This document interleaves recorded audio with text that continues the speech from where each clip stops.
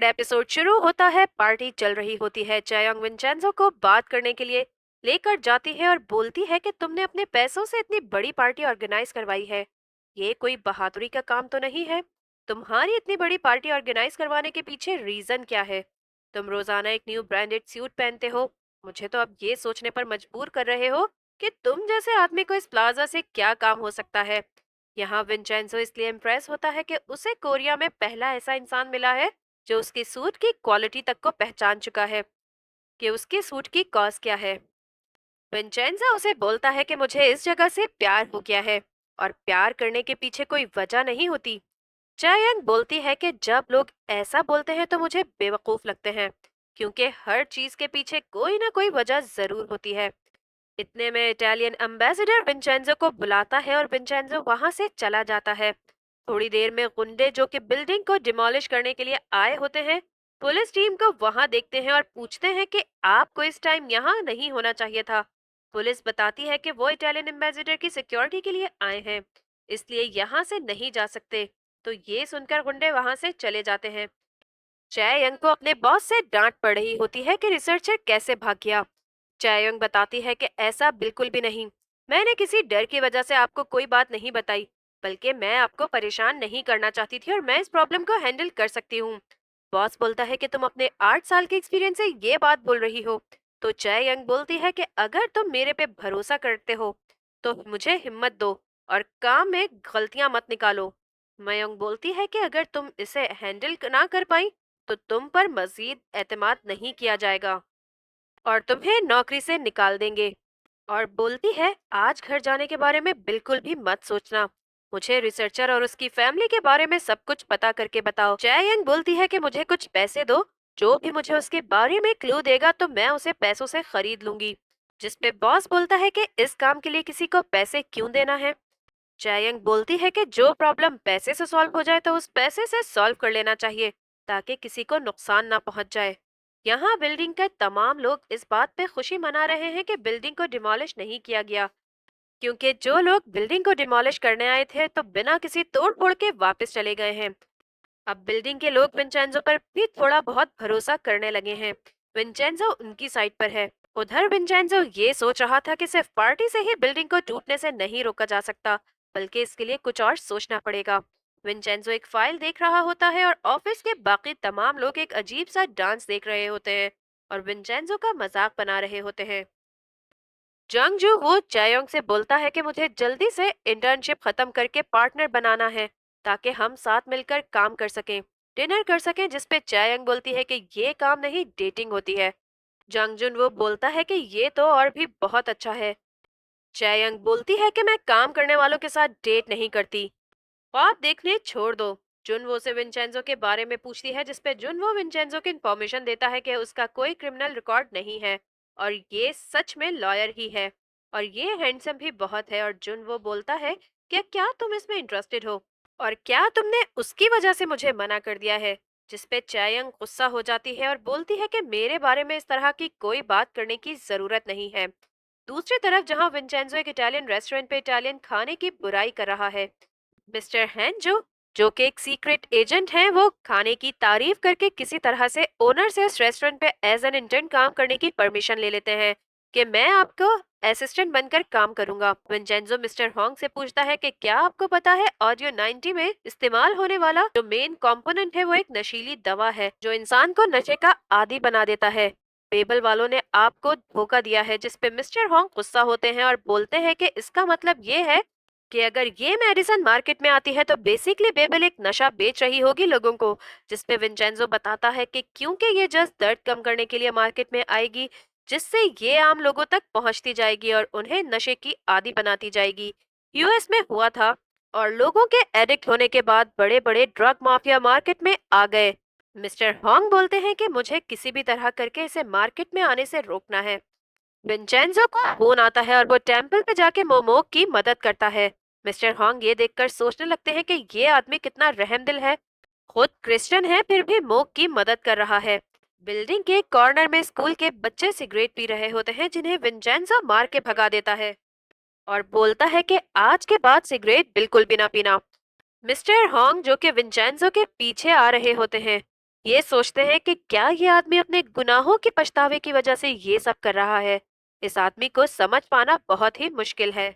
जय young researcher के छोटे भाई के पास जाती है और ड्रामा करने लगती है ताकि वो अपने भाई के बारे में कुछ बता दे। लेकिन रिसर्चर का छोटा भाई जयंग से बोलता है कि अगर तुम यहाँ से नहीं गई तो मैं पुलिस को बुला लूंगा और मुझे अपने भाई के बारे में कुछ भी नहीं पता।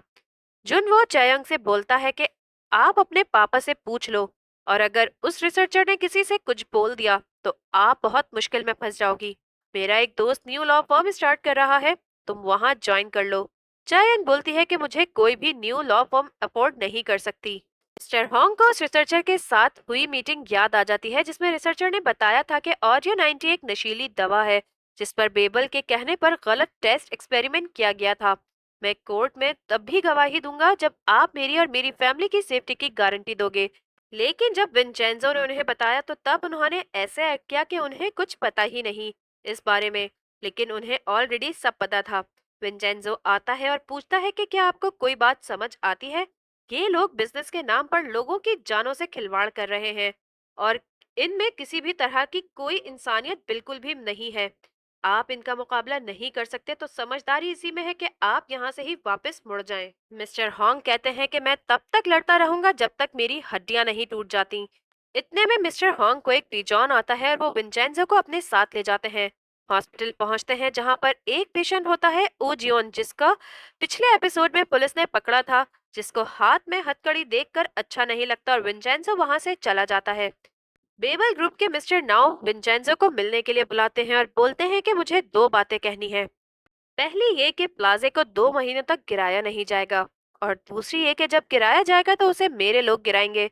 जिस पर मिस्टर नाउ बोलते हैं कि ये क्या बकवास कर रहे हो। विंचेंजो उसे कुछ पेपर्स दिखाता है कि ये तुम्हारी रिश्वत, ब्लैकमेलिंग और इलीगल कामों की सारी डिटेल्स हैं और तुम्हारे अफेयर्स की भी। और अगर ये सब कुछ लीक हो गया तो सोचो फिर क्या होगा। जब तक तुम मेरी बात मानते रहोगे तब तक किसी को कुछ पता नहीं चलेगा और तुम भी सेफ रहोगे। और जैसे ही तुमने कोई उल्टी हरकत की तो तुम मारे जाओगे। उधर ऑफिस में पार्टी के दौरान मेयोंग की बदतमीजी का जवाब चयांग उसकी नकल उतार कर देती है।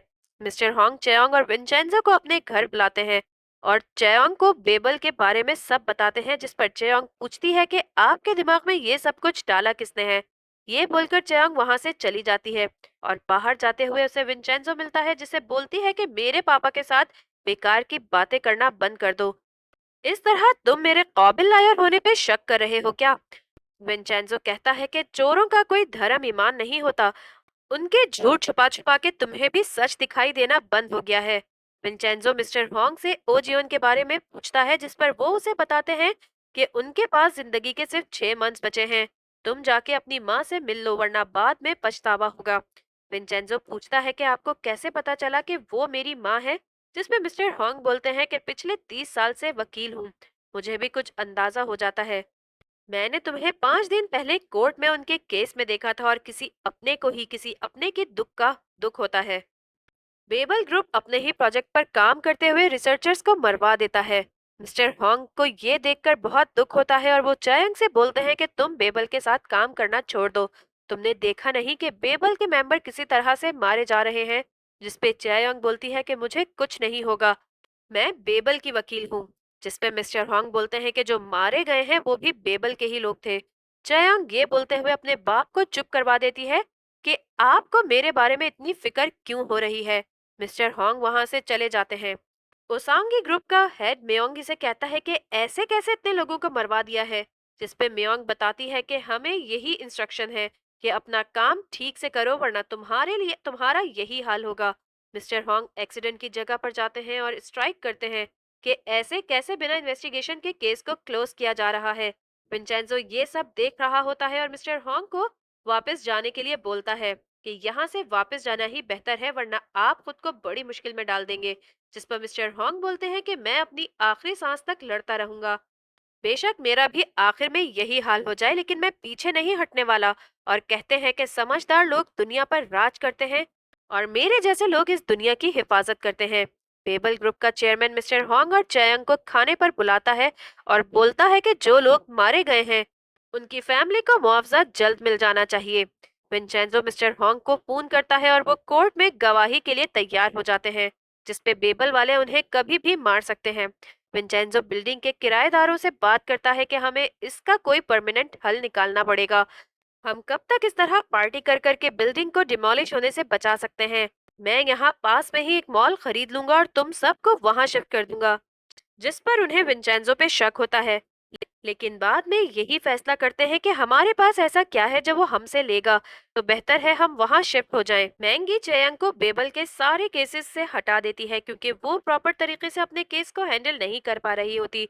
जिसपे चेयंग मिस्टर होंग के ऑफिस में जाती है और उनसे लड़ने लगती है और कहती है कि आपने मेरे लिए तो आज तक कुछ नहीं किया, लेकिन आपकी वजह से मुझे बेबल की टॉप लॉयर से हटा के सबसे छोटे डेजिग्नेशन पर शिफ्ट कर दिया गया है और आपकी ही वजह से मेरी माँ की मौत हुई, क्योंकि जब वो मर रही थी तो तब आप उनके पास होने की बजाय समाज सेवा करने में मसरूफ थे।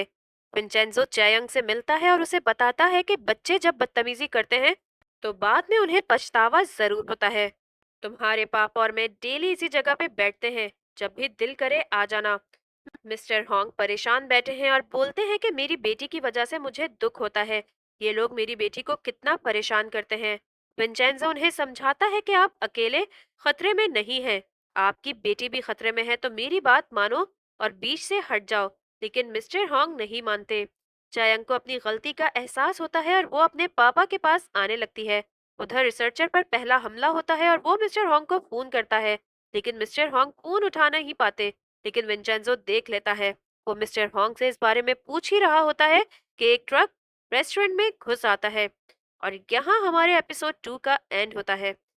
आपको हमारा ये एपिसोड कैसा लगा कमेंट सेक्शन में लाजमी बताएं और अगर वीडियो लाइक आए तो चैनल को सब्सक्राइब करें। हम मिलते हैं अपनी अगली वीडियो में, तब तक के लिए अल्लाह हाफिज।